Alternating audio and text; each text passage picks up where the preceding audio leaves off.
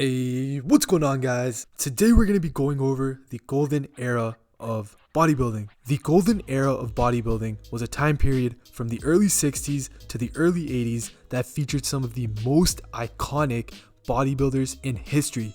So names like Arnold Schwarzenegger, Sergio Oliva, Serge Nubret, and Frank Zane, just to name a few.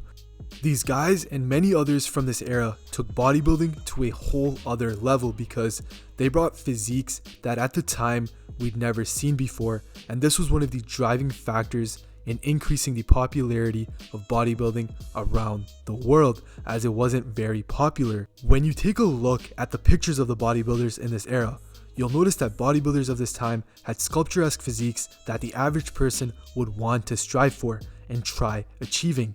And as a direct cause, we saw a huge gain of popularity in bodybuilding as people were truly inspired from the physiques of the golden era bodybuilders. Furthermore, this would inspire many people to start working out, and as a direct correlation, resulted in more people participating in bodybuilding. Now, believe it or not, bodybuilding had been around for two prior eras before the golden era. These eras were known as the bronze era and the silver era. These times definitely deserve a video of their own, but these eras were essentially stepping stones for us to get to the golden era where bodybuilding took off. These prior eras allowed for the emergence and popularization of bodybuilding magazines. That's right, these magazines were the go-to source for bodybuilding information, featured training principles, nutrition tips, as well as the opportunity to enter bodybuilding competitions. And from that, we saw a great increase in bodybuilding organizations, and these organizations created bodybuilding shows, so bodybuilding was becoming globalized and people could participate and win shows. However, a pivotal moment in bodybuilding was when Joe Weider, the founder of the IFBB, felt that the current bodybuilding shows did not match the vision he had for bodybuilding. And in order to crown the best bodybuilder in the world, an ultimate contest was needed, in which the Mr. Olympia contest was created for all the Mr. Universes to go head to head and compete to be the best bodybuilder in the world.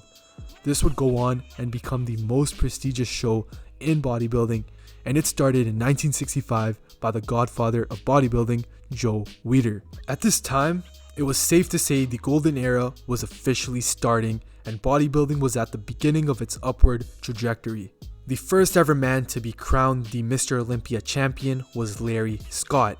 Larry was a top bodybuilding star even before the Olympia, as he appeared on every bodybuilding magazine due to his all-American image. He had an eye-popping physique, with his arms being his strongest point. In fact, I believe he was the first bodybuilder we saw with 20-inch arms, and he was the inspiration and pioneer of the golden era bodybuilders because many bodybuilders that came in the golden era admired Larry, including Arnold himself. It was a shock to everyone when Larry retired after winning his second Olympia. He was only 28 and he retired to focus on other avenues of life, and this left the Olympia title wide open for grabs. Alright, so the year right now is 1967. The golden era is well underway, and with a show to crown the best bodybuilder in the world, bodybuilders have an incentive to work harder than ever. This is a point where we started to see bodybuilders really evolve their physiques to uncharted heights, evolve their physiques to levels we'd never seen before in history. And the first instance of this was when Sergio Oliva came in 1967 after Larry Scott and brought a jaw-dropping physique to the Olympia stage. This physique was something the world had never seen before. At the time, Sergio had one of the best proportions and muscle mass the sport had ever seen. So breathtaking that he was called the Myth due to the jaw-dropping factor he had. Even Arnold said that, "I saw Sergio Oliva in person. I understood why they called him the Myth. It was jarring, as if I'd walked into a wall." Sergio was on a tear, being the best bodybuilder in the world, winning the 67 and 68 Olympia. He had a physique so ahead of everyone that no one actually competed against him in the 68 Olympia. It wasn't until he was challenged in the following year Olympia by a kid who was becoming a rising star in bodybuilding. He went by the name of Arnold Schwarzenegger, and this is when things started to get more interesting. The 22-year-old emerging superstar came onto the Olympia stage after winning the 1969 Mr. Universe contest with the Best Chest, Best Arms, Best Back, and Best Leg award, and gave Sergio a run for his money. It was a close showdown between Sergio and Arnold, but Sergio beat Arnold by only one first place vote. Sergio got 4 first place votes and Arnold got 3. The 22-year-old Austrian placed second at his first Olympia. Sergio three-peated, but Arnold was hungry. And so after Sergio's three-peat, the Olympia started to get much more interesting. Arnold was hungry to go for Sergio's title, and after his loss, he worked really hard to ensure that he would never lose again. And of course, Arnold then would go on to compete against Sergio in the 1970 Olympia and win the show. He became the youngest person to ever win the Olympia title at the age of 23, and this is still a record to this day. The 1970 is where the golden era started to get very, very interesting. We had a young superstar that's been crowned the Mr. Olympia. He has the looks, charisma, and unique personality, and Joe Weider knew that, and he knew he had a talent that could propel bodybuilding to a whole other level. So Joe took Arnold under his wing, and this would become the beginning of something very special. Arnold would go on to win 7 Olympias from 1970 to 1975, as well as the 1980 Olympia. But before even winning his first Olympia, Arnold permanently moved to the United States of America and would train at the famous Gold's Gym in Venice, California. The Gold's Gym is a very symbolic piece for the golden era and bodybuilding in general. It's even referred to as the Mecca of bodybuilding, as it was the landmark for bodybuilders to train at, and most members there were bodybuilders who all had the same vision of becoming the best bodybuilders they could be. And so now in the 1970s, we had some of the most popular golden era bodybuilders come into the Olympia scene and compete against Arnold. At this time, we had Serge Nubret, Frank Zane, Franco Colombo, and Lou Ferrigno all in the mix. I'm going to start off with Frank Zane. So Frank Zane was a lightweight, 5'9" bodybuilder who had actually beaten Arnold at Arnold's first Mr. Universe show. Frank Zane was under 200 pounds when he competed, but he kept his own against all the bigger guys. He won 3 Olympia titles, and the way I like to describe his physique is that if you could wish for a perfect body, you would get Frank Zane's physique. The aesthetics on him were just insane. He had a tiny waist, he could hit the vacuum, and his arms had great shape. And overall, his physique was just very well balanced, symmetrical, and it flowed very well. And being on the topic of shorter bodybuilders, Franco Colombo was another lightweight bodybuilder, even shorter than Frank Zane. Standing at 5'5" and also being under 200 pounds, Franco was famously known as Arnold's training partner and best friend. He'd won 2 Olympia overall titles and 3 lightweight Olympia titles. Not only did he have the iconic physique, but he was also one of the strongest men in the world at the time, with powerlifting titles under his name and very impressive strength numbers. I'll lay out a few for you guys. So his bench press record was 525 pounds, his squat record was 655 pounds, and his deadlift record was 750 pounds. There weren't that many people back then that could go toe-to-toe with Arnold, but Serge Nubret certainly could. Serge Nubret was a French bodybuilder known as the Black Panther. With Mr. Olympia potential, he never actually won a Mr. Olympia title.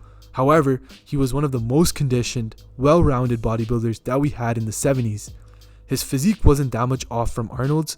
Like, he had massive arms, a big chest, and could honestly stand neck to neck against just about anybody from the golden era. He felt that he wasn't treated properly in the IFBB and would leave the IFBB after placing second to Arnold in the 1975 Olympia. And honestly, I feel like if he stayed in the IFBB, he would have definitely won an Olympia after Arnold retired. And lastly, we had Lou Ferrigno. This guy was a 6'5" bodybuilder between 285 to 295 pounds. He was just a massive guy, and as a co-star in Pumping Iron, he gained a lot of popularity, even though he'd never won an Olympia. Now this brings me to the topic of the historical movie known as Pumping Iron. Pumping Iron was a movie that was filmed during the 1975 Olympia show. This movie, which was released in 1977, is the greatest bodybuilding film to ever come out. It showed the world the sport of bodybuilding, and it truly was the reason that bodybuilding became mainstream. It literally put Arnold and bodybuilding on the map. Featuring the top bodybuilders of the 70s, it showed the world how these athletes prepared for the two biggest competitions in bodybuilding. It also propelled the career of Arnold and would really be the driving force of his acting career.